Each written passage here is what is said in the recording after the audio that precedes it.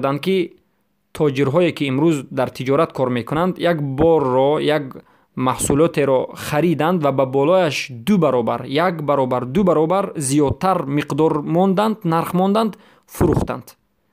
مثلا به 100 سوم خریده بودند، این را 200 سوم یا که 300 سوم فروختند. ما میگیم وقتی که در بین مسلمان ها باشد و نرخ همچنین نباشد، نرخ ارزان باشد و این انسان بیاد و نرخ را قیمت کند و همین سبب شد که نرخ را قیمت کنند، البته این جایز نیست، حرام است. باید به مسلمان ها ظلم نکرد. اما وقتی که در زمین دارالکفر است و دارالکفری که باز محارب است، در این حالت به بولش چند مراتب بمانند و بفروشند و به پولشون را به خدمت اسلام صرف بکنند و البته فروختشون خوب باشد و مردم به رضایت خود خرند، جایز است، با که ندارد. بارک الله فیکم. و